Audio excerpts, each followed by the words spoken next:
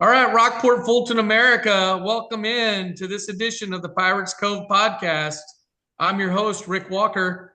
Joining me, as always, my twin brother, Rob. How are we doing tonight, Rob? Living the dream, living the dream. Also joining us tonight, Mr. Gabriel Trevino. How are you, Gabriel? I'm doing great. This is like my third podcast today, so I'm doing great. Still got the energy to go, baby. Still got the energy. The Man, hustle. that's impressive. The hardest working man in show business for Rockport, Gabriel Trevino, guys. There you So, go. hey, listen, jumping right in, headline as we kick this podcast off, Rockport-Fulton falls to Orange Grove in an away game, opening game of the season, week one. Tough battle, slow start. Pirates battle back, but a little too late. Kind of a flip-flop of last year's game, similar circumstances as far as one team went up, another team makes a hard push to come back and then doesn't quite get there. But talk about the ball game, Rob. Hop right in. Yeah, one, it was super competitive. We knew it would be physical. I think it proved to be just that.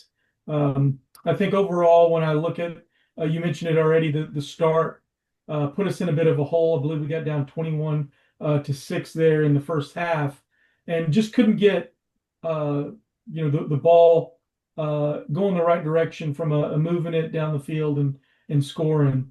They started off with on their first series a ball that popped up. We created the turnover, the fumble we wanted, hoping we would get it, and it landed right in the arms of one of their playmakers, number 5, Mr. Bond, and he raced the rest of the Pirates to the end zone, and so they got out of the gate. I talked about home field advantage being a 7-point difference, and there it was immediately on the first series. But ultimately, I was excited with the way we responded after halftime. I liked the adjustments. They were putting a defender in every gap. It was causing some challenges for us. Initially, we adjusted how we were blocking things, what holes we were attacking, and ultimately we rolled off 21 straight, actually 22 straight, to take the lead 28-21. Only in the last 4 minutes or so, giving up some big plays in the pass game that flipped the field. We had a tough penalty on a false start as we were moving the ball. I think that put us in a challenging down and distance, and we ended up punting. And you talk about this game as a game of inches, and that is exactly a scenario in which we had a game of inches that cost us there. And hey, it's week one. I'm not going to overreact. I think we're a better football team from that. There's a lot to take away that I think will be applied this week. But ultimately, not the finish we wanted. Playing on grass too, by the way, just my humble opinion. It looked dramatically slower to start, but when we started the third quarter, we figured it out. And so those kinds of things happen. The last thing I'll say about it right now, Rick, is the biggest improvement with teams typically comes from week one to week two. And so I would think we'll see some dramatic improvements as it relates to a few things, and I think we'll see more of what we looked like in the second half versus the first half. For sure. We came out flat. I know the penalty was big. There were other big plays we gave up, especially at the end of the ball game in the passing game that really hurt us. You know, we just came out flat. We were almost playing slow, is the way it looked compared to Orange Grove. They were more physical. The first half, we got behind the 8 ball, and it was too little, too late. We gave that great effort, like you said, in the third quarter to kind of not just catch up, but take the lead. But then it was, they made their adjustments and kind of taken their shot and regroup. But Gabriel, you were there. You called the game with Ethan. What was your take there from the stands?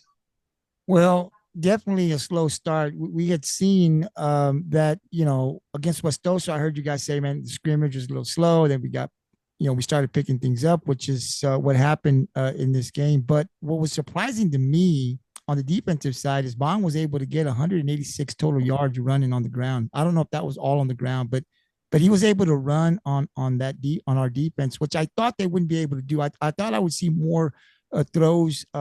Rodriguez's passing attempts weren't really impressive to me when I saw the stat sheet, but if it was correct, but it was the run game, the way they were able to run and and the yards that he got. I didn't think that they would be able to do that on our defense. So that was a little surprising to me on the defensive side. I think we'll get better. On the offensive side, I like the way we ran the ball. I mean, we know that Trey Alvarado is going to be the workhorse.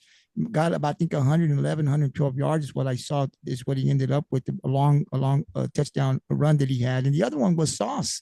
And we talked about the young man, the sophomore, able to get in on the action offensively and scored a touchdown. So all in all, I don't like that we didn't get the win, but I thought, like Rob said, we came out in the second half a totally different team.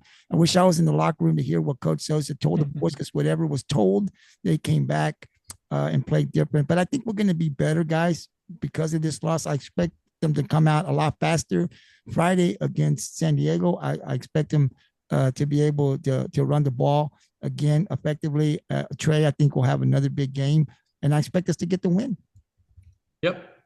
So that being said, I think you're spot on, and I think it's a great call out. You mentioned Sauce. Some of the younger guys, there's some younger guys getting a lot of snaps, a lot of reps that are in positions that they haven't either been before or at the varsity level, and I think that's part of it, right? I look at that game, and it seemed like in the first half, everybody was kind of looking around saying, hey, who's going to make the big play, instead of saying, hey, I'm going to make this big play here to get this thing going. And I think they figured that out in the second half. Trey obviously had some strong runs. To your point, though, I am surprised we gave up the rushing yardage that you mentioned to Bond, but which shows how talented a young man he is. But the blocking up front, on both sides of the ball, they were winning in the first half. And I think that really shifted in the second half. Unfortunately, had a lot of yards. And a lot of those rushing yards, I guess, were also taken off that fumble. I think that they got deemed a rush, Rob. Maybe you can correct me if I'm wrong there. It did. That's what I was going to say. 55 or 60 yards of it right there. So 186, take away 60 on that. I don't want to call it a fluke. Heads up, smart by him. But, we make the stop right there. He's got 126 yards and not 186 yards, and one less touchdown, right? That's right. So which was the difference in the score of the ball game. So, you look at it from that standpoint, and that's that gets us a 0-1 start. Not the start we wanted, but the start we got. And I had the opportunity to sit down with Coach Sosa today, and we talked about we were joking because it was the old Bill Belichick on to Cincinnati. He's like, it's weird talking about this loss on a Wednesday and all that stuff. But he was all about it. Listen, hey, we've got to do better. But we got to treat it as a learning experience, was his take on it. And if we learn from it, well, then it's good. Otherwise, they're just mistakes, right? You just make mistakes, you make them again, they're mistakes.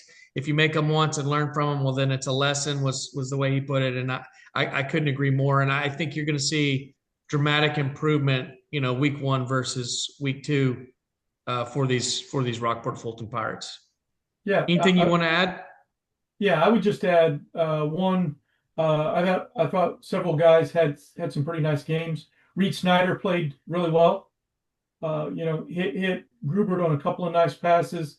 Grubert had a big night in the pass game, which is definitely something that I'm sure San Diego's game planning on. I thought, to Gabriel's point, Sauce, Jaden Monero had a really nice game. First carry of his varsity career is a touchdown.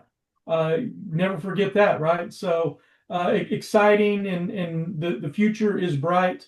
I said it at the start last week that we're a very similar team. We're going to continue to get better. The results out of the gate may be a little different, and that's what game 1 proved. But I do think we're about to go on a nice little winning streak here if we handle our business the right way.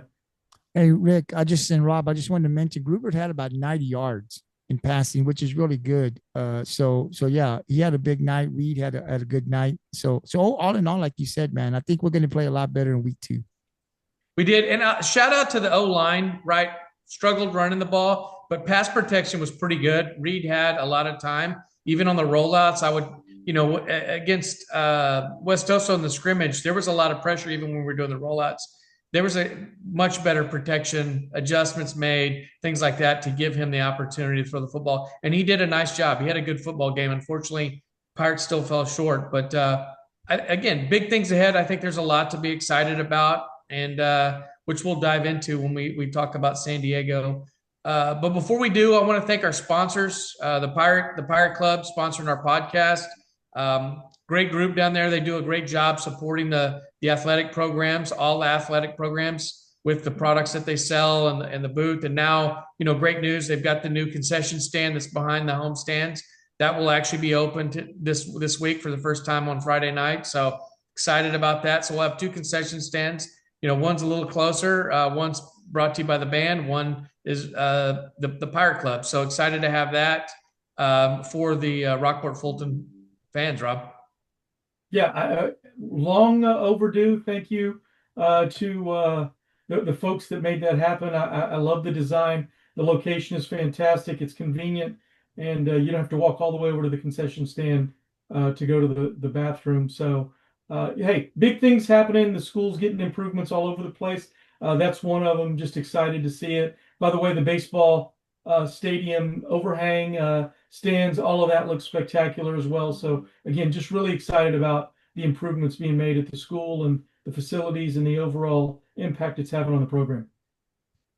For sure. I also wanted to take a second to thank our sponsors, Spears & Co. and then Papos. Those are our marquee sponsors. They continue to bring sponsorship and support what we're doing. And then the Beauty Bar, Shauna and her group, contributing, supporting the Pirates Cove. We thank them for that. And then again, we encourage you to sponsor if you're interested in showcasing your business or just your family and your family name. Feel free to sponsor. We can get you up on the scoreboard. We can put you on the scroller for sponsorship. And obviously any revenue that you contribute to the Pirates Cove and the Rockport-Fulton Sports podcast and our live streams allow us to continue to bring you more athletics, right? More access, more broadcasts instead of just live streaming events that we're currently not able to or previously haven't been able to. So we ask you to continue to sponsor. And if you are interested in sponsorship, please reach out to Gabriel Trevino or myself, Rick Walker, on Facebook, and we'll get you set up. But always looking for more sponsorship to improve it. And then keep in mind, any revenues left over that do not go to equipment or supporting the broadcast end up going back directly to the athletics. And again, not just to football, all athletics, all sports, boys and girls, for Rockport-Fulton athletics. Anything either one of you want to add to that? I'm good. Awesome. Perfect. Well Means said. I said it well then. Yep. So as Coach Souza says, on to San Diego. We're on to San Diego. So Rob, give us the breakdown. Tell us about these San Diego Vaqueros, please. Yeah. So the San Diego Vaqueros are in a new era there in San Diego. And so the Vaqueros are in year one under new head coach Matthew Garcia. He replaces longtime local legend Bo Ochoa, who was there for 17 years. They've grown accustomed to success there in District 16-3A D1. They come off an 8-3 by-district campaign last year, where they fell to, ironically enough or coincidentally enough, the Orange Grove Bulldogs in round one last year, falling 26-21. We did play last year over on the blue turf in San Diego, and the Pirates came out on top 34-19. So, there's some familiarity here. They're hoping to extend their streak of success to 9 consecutive playoff appearances and winning a 4th district championship in those 9 years. So again, like I said, they've had a lot of success. Week one, they are coming off a loss to the George West team over there, another slot T ball club. So there's some familiarity with the offense. I think it's relevant in how they matched up with their slot T and how they'll match up with our slot T. There'll be some similarities, but some differences as well. But they did fall 36-21 there. Dave Campbell's Texas Football predicts them to be the district champion again, just ahead of the Bishop Badgers. They're in an 8-team district, and they're picked to win it. On offense, they're a spread-oriented team, multiple in formations. You'll see them in trips, you'll see them in stack, you'll see them in bunches, and then you'll see them use a lot of motion to create matchup advantages as well as math from a numbers standpoint, getting more guys on one side than you got to defend. They are big play oriented on offense. Their key players, and I think their best players, number 4, their quarterback, Jake Salinas. He's new to the role. He's about 5'9", 160 pounds, really quick. As I mentioned, dual threat. He's going to move to throw, but if he can't throw, he's super quick to the edge, and he can turn that into a big play pretty quickly. In the backfield with him is number 16, running back Nick Luetta. We faced him last year. He's 5'10", about 180 pounds. Had a really big year last year, 1,623 yards and 20 touchdowns. Typically, a guy with those kinds of stats, that's the first one you talk about. But after watching week 1, Jake Salinas was the real deal for him, moving the ball up and down the field on that Georgia West defense. And then their deep threat, if you're going to throw it, you got to have somebody to throw it to. They got a really quality receiver, number 6, Ronnie White, 5'10", about 175 pounds. Last year had 40 catches for 830 yards and 10 touchdowns. So very balanced attack. You can't just try to shut down the run. You got to protect against the pass, which is going to create some challenges. They're big up front. They do power run. They're inside zone, outside zone with the run game with a lot of jet motion. So they will hand it to the jet to get to the edge. So those are their 3 primary plays offensively. Now defensively, flip to the other side. They're a bend but don't break. Although they've given up points the last 3 games of chunks. You give up 36 in week 1. It's tough to win in this day and age of football, even when teams are scoring a lot of points. But they are pretty good defense. They're actually led by Dave Campbell's district defensive MVP. It's a defensive lineman, number 68, Marcel Molina. He is a big guy. He's a load up front. You'll see him in a 3 technique. You'll see him in a 5 technique. You'll even see him occasionally at the nose. He's slanting here, slanting there, but very aggressive, big, strong. He's going to be difficult for our offensive line to move, and so that will be a tough matchup for us. On top of that, they've got a defensive back that's spun down to a linebacker who is their go find the ball guy. He wears number 0, and his last name is Solis. Frank Solis. He is actually the KIII play of the year award winner last year on an effort play that I think really just defines who they are collectively as a defense. He's the guy that did it, but he got beat on a deep pass, and the receiver was running ahead of him, and he chased him down from behind, punched the ball out just before the end zone, picks it up and runs it back for about 5-8 yards, but really not only prevented a touchdown on what they thought was a sure touchdown, but made a play, caused a fumble, and flipped it over back in their favor, which was the KIII play of the year. I say that because the play of the week was their wide receiver this week on a deep ball against Georgia West that we got to make sure that we don't give up. But ultimately, they're a good football team. They're well coached, schemed up a little different under the new head coach. I think they feel like they've got a lot to prove. They're a quality team that will be in the hunt for the district championship, and we'll have a real battle on our hands. They're scrappy. They're tough. In my opinion, keys to the game. A couple things. One, we have to wear them down. I think we have depth over them in kids in certain positions just by being a larger school, more kids in the program. But pound the rock to control the clock is my key, number 1. Number 2, we got to turn them over. We got to make sure we create turnovers. We didn't really create one, or I'm sorry, we had one this past week. We need multiple, so that'll be a key to the game. And then we got to limit the big plays. We can't miss tackles and let the back go on long runs, and we can't let wide receivers get behind us and they throw it over the top, or a long kickoff return, whatever that is. We got to prevent those types of big plays. I think if we do those things, we'll really put ourselves in a position to win the game. I didn't have this on my list, but I'll add it, is we can't start slow. If we start slow and they jump on us quick with some big plays, like it's going to be a long night. I think we still win the game, but it's going to be much closer than what I think it should be. I think it's a great call out. I think we definitely can't start off flat like we did against Orange Grove. This is Orange Grove light. I mean, they're almost the same team in a lot of ways. I think their quarterback's a bit faster. I think Orange Grove's quarterback throws it a little bit better, at least underneath. He probably throws the deep ball as well. A good receiver, good back, good on the front line. We're going to have to win the line of scrimmage. I don't think we did that the first half last week. We have to establish that and win early, and we need to be the ones that punch them in the mouth. Would be what I say to start this game off and set the tone, especially that first home game of the year. Gabriel? Yeah. No, I defer after Rob Walker does his thing. I don't want to be after him, so I'll defer. Okay.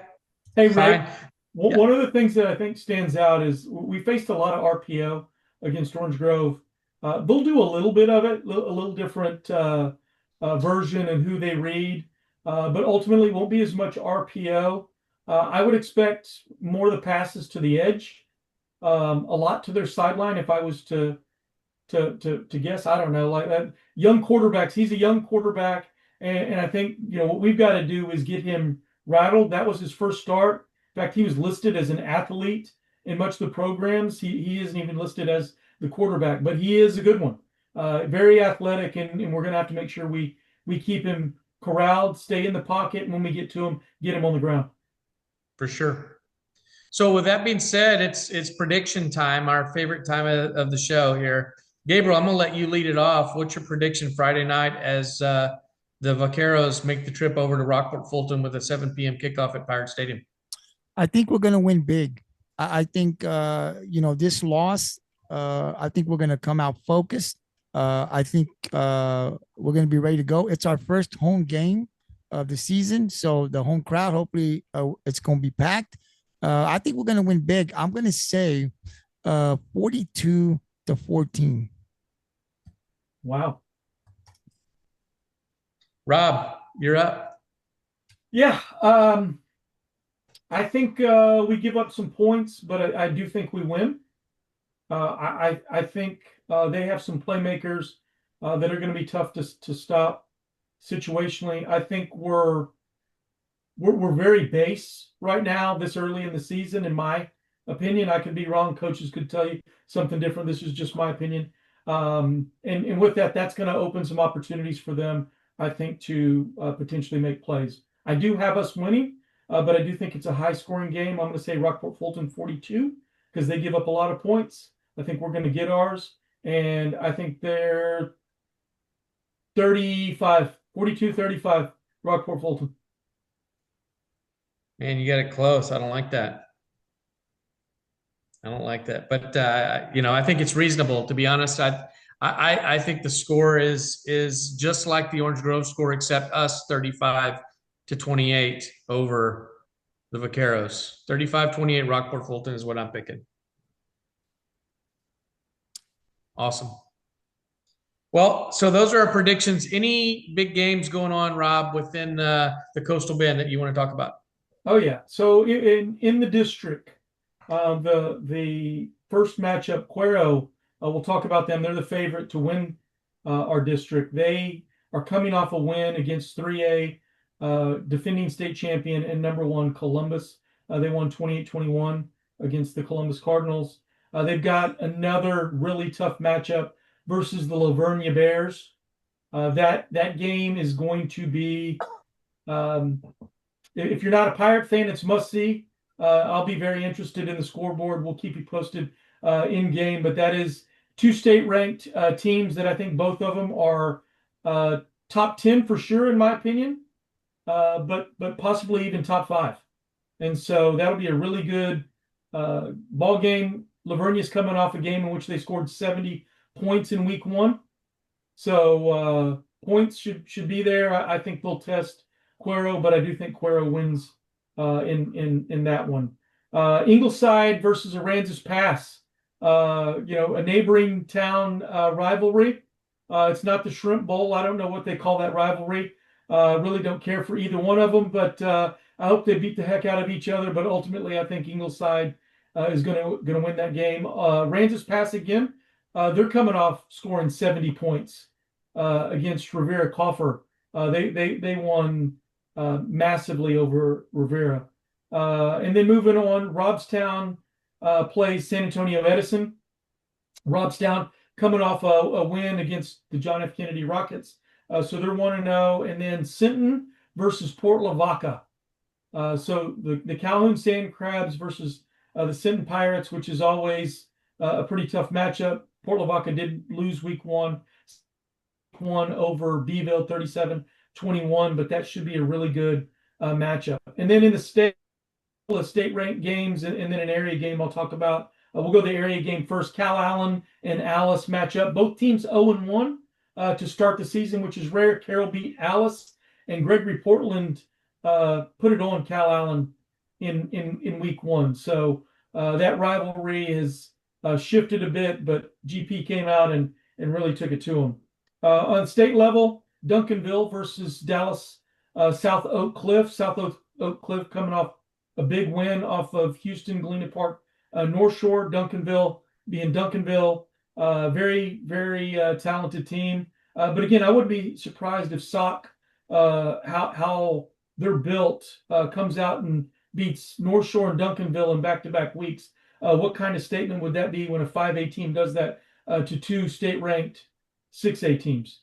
And then Waco La Vega versus Salina.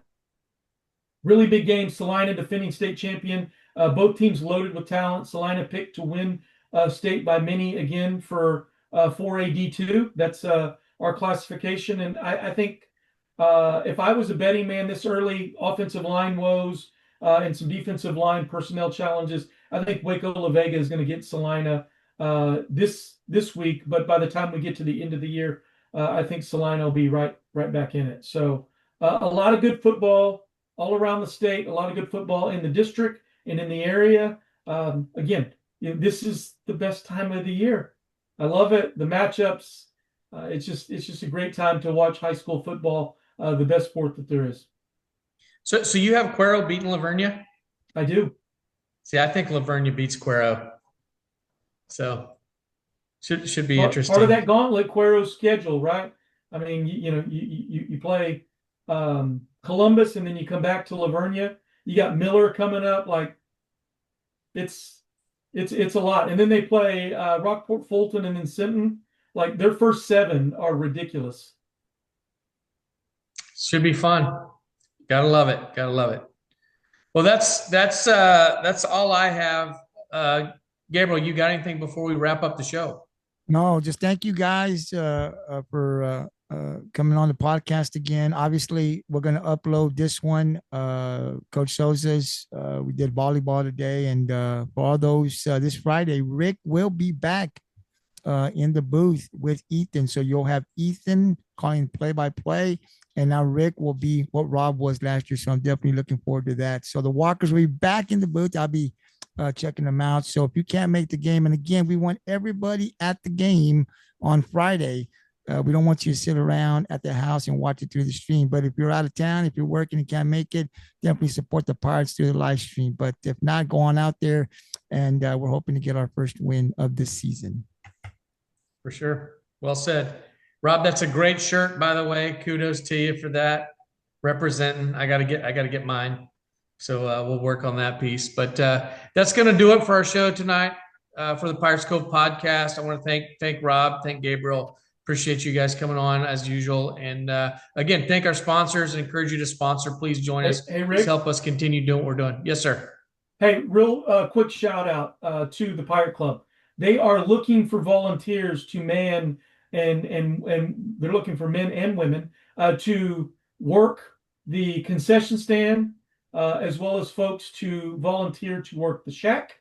It's really important to support these Pirates in that way. So if you don't have a child playing on the varsity, you have a child in another sport, volunteer, come out, watch the game. You get a great seat from the concession stand. Ultimately, it really helps the school raise money. The Pirate Club raise money, not just for football, but for other sports. Reach out to Amanda Snyder of the Pirate Club if you need it, or Seth Snyder, either one of them. They do a great job of leading the Pirate Club. They really need volunteers. They're really looking for help. We need it. The community needs it. The players need you. all those things. The other part that I would say is, I said it last week, the best way to do this is to watch the game with us live streaming. That's number one. Go to the game, support the Pirates in person, be in the stands, be loud, be proud, but have your phone, have your laptop, watch the replays, listen to Rick and Ethan and Gabriel break it down, give you the what's what of what maybe you didn't see, all those things. And then if you're going somewhere, you're going to the lease for White Wing season, because I know Dub season's here in a few places. You can't watch the game in person. Watch it on your device. That's what the live stream's about. You got family in other states, other cities that can't watch it, other commitments. That's what we're there for. But be there, number one. If you can, listen to us with that. If you can't be there, or if you can't be there, that's what we're there for as well. But ultimately, we want you there. Be loud, be proud. Go Pirates. That's all I got, Rick. Well said. And the last thing I'll add to that is like, share, and subscribe. We need as many views, as many eyes. We're trying to get this program, this community, these student athletes as much exposure as we can. We're proud of them. We're proud of what's going on here at Rockport-Fulton, and we want to share it to the world. So all the former, Pirates that are living someplace else, or former players, or parents, or grandparents, relatives, like, share, and subscribe so they get to see it and participate. And the more viewership we get, the better we feel. So appreciate what you do, guys. I thank you all for being a part of this thing. As we wrap up, come be loud and proud Friday night, and go Pirates. Go Pirates. Go Pirates. Thank you, guys.